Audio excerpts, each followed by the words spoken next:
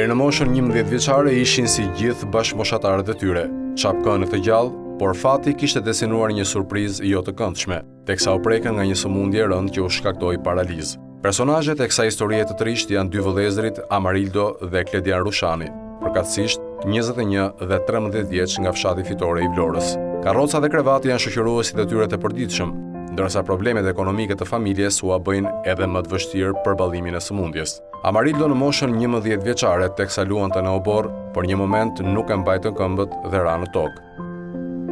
Mjekët arritën në përfundimin, se vogëlushi ishte prekur nga sëmundja e quajtur distrofia muskulare, që i shkakton paralizë në pjesën më të madhe të trupit, gjë që më pas ndodhi, kjo edhe si pasojë e pamundësisë së familjes për ta kuruar Amarildon. 21 vjeçari rrëfehet se sëmundja e rëndë ka izoluar atë nga shokët dhe ambienti përreth, ndërsa pohon se përveç familjes asnjë institucion nuk u ka ardhur në ndihmë. Po s'kemi as karroca asgjë.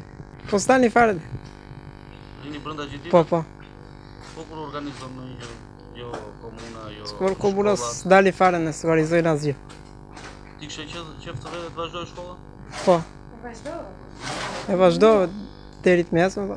Fati i keq i Amarildos përndoqi edhe vëllain e tij Kledianin, 13 vjeçar, i cili prej 2 vitesh është i paralizuar. Ai përpiqet të ndjek shkollën, por gjendja e tij nuk e favorizon në këtë drejtim, ndërsa nëse nuk merr mjekimin e duhur, rrezikon të paralizohet pjesa kryesore e trupit si vëllai të madh. Erveheja, nëna e dy vëllezërve, mes trishtimit për fatin e djemve dhe vuajtjeve gjatë përkujdesit për ta, në pamundësi për të patur një punë i bën apel pushtetit vendor dhe kujdoj që ka mundësi t'i vinë në ndihmë familjes së saj. Kërkojnë ndonjë ndihmë nga shteti, ndonjë karrocë, ndonjë fëmijë më rrin të izoluar gjithë ditën. Ti shty vetë s'kam forcë, jam e operuar. Jemi të dy burrë grua të sëmurë, nuk i përballojmë dot që ti shtym apo ndonjë ndihmë kërkojmë. Ilaçe, sëmurë, spitale i kam të gjitha me lek. Nuk kam për shkakun që të them që vetë bëj diku edhe i marr pa lek. Asnjë gjë. Pyes për shkakun doktor apo më thonë që s'kan vetëm për sëmundje që kanë marrin pa lek. Domethënë ftom, çdo gjë që të kenë unë përgjigjem me lekët e mia.